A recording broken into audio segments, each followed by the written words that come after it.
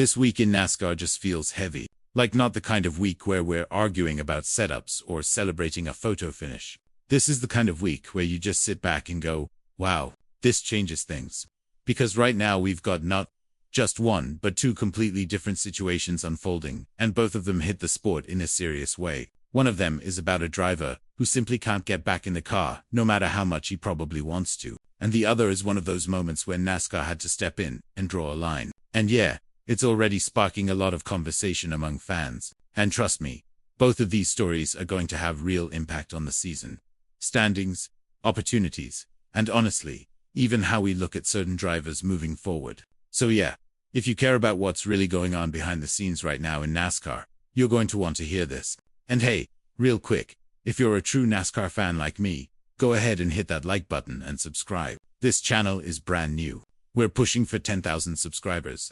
And it's all about real talk from fans who live this sport every single week. So let's not waste any more time. Let's get into it. Let's get into this first situation because honestly, this one just sucks to talk about as a fan. We're talking about Alex Bowman. And man, this is starting to turn into something way more serious than anyone expected. He's not just missing one race, not two. He's now officially set to miss 3 more NASCAR Cup Series races at Darlington, Martinsville, and Bristol. And when you add that to the races he's already missed the past couple weeks, we're looking at a driver who's going to be out of the car for at least 6 weeks. 6 weeks. Think about that for a second.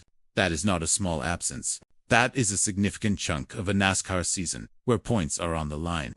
Every single weekend, and the standings are moving, whether you're in the car or not. And the reason is not a crash. It's not a broken bone. It's vertigo. Something that might not sound dramatic at first. But if you've ever dealt with it, or even read about it, you know how serious it is. We're talking about dizziness, disorientation, a complete loss of balance. And there is absolutely no way you can safely drive a cup car at full speed like that. These cars are going 180, 190, sometimes over 200 miles per hour. Your body and your mind have to be completely sharp. And when vertigo is in the picture, that is just not possible. It is that simple. Hendrick Motorsports made it clear they are not rushing him back at all. And honestly, that tells you everything about how this organization operates. This isn't about trying to save a season. This isn't about standings or sponsors or race results. This is about making sure Alex Bowman gets back to 100%. Because anything less than that in this sport is not just bad for performance, it is genuinely dangerous. And Hendrick has always been an organization that puts the driver first when it really matters. With the off weekend for Easter coming right after Martinsville, the earliest we might realistically see him back behind the wheel is Kansas on April 19th.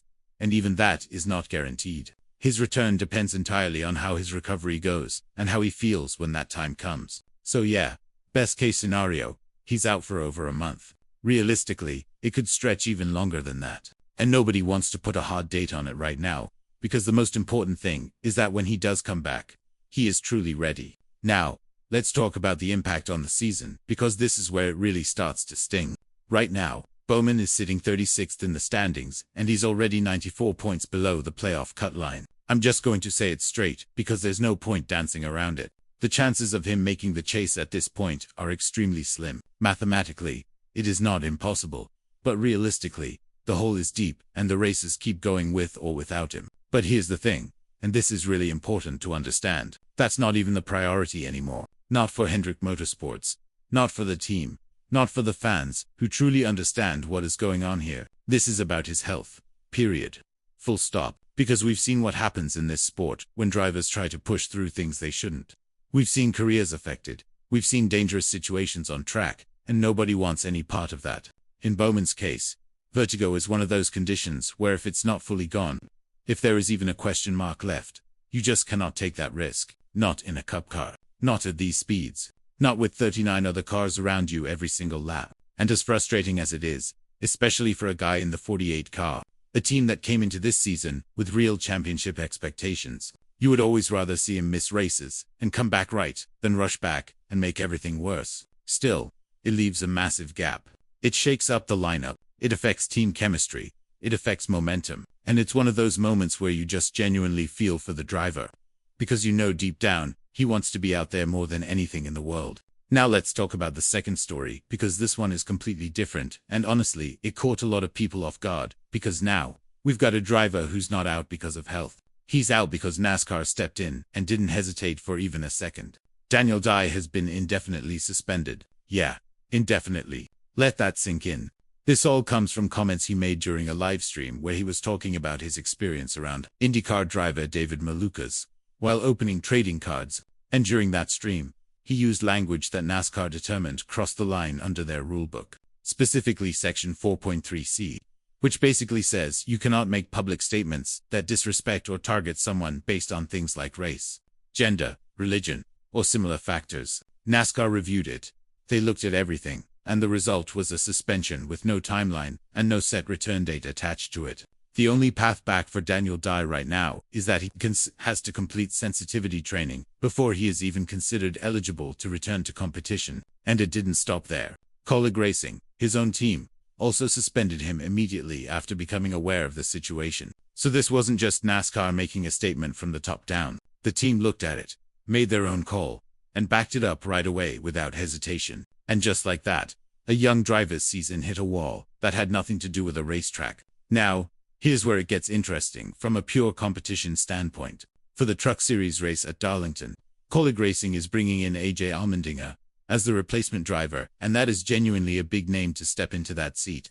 Allmendinger runs full-time in the Cup Series for Kaulig, and even though he hasn't raced in the Truck Series since back in 2021 at Watkins Glen, he brings real experience with 14 career Truck Series starts under his belt. So now you've got a proven veteran jumping into that truck, which could absolutely shake things up for everyone else in that race. That is not a throwaway replacement. That is a legitimate contender dropping into a race at one of the most demanding tracks on the schedule. As for Dye himself, he did issue an apology on social media after everything came out. He admitted he didn't think before speaking, said he didn't intend harm, and acknowledged that intention does not erase impact. And honestly, that's something every fan is going to process in their own way.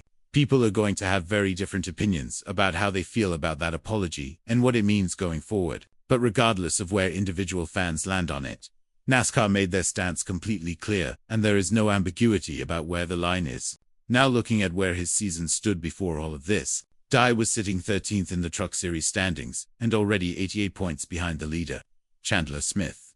He has 49 career Truck Series starts since 2023, with 2 top 5s, 10 top 10s, and 1 pole position to his name. He also has experience in the O'Reilly Auto Parts Series, with a full-time move there in 2025, with Kaulig Plus starts this season with AM Racing. So this is a young driver who was genuinely in the middle of building something real in this sport. A career that was still taking shape, still finding its footing, still accumulating the kind of experience that matters. And now everything just hit pause in the most public way possible. And that's the real weight of this story. Because unlike Bowman's situation where it's about recovery, about healing, about coming back stronger when the time is right, this one is purely about consequences, about how a single moment, one conversation, one live stream, especially in today's world where everything is broadcast live, and everything is recorded, and everything can spread in minutes, can completely change the direction of your career. That is a reality every single person in a public role has to understand right now. And for a young driver, still climbing the ladder in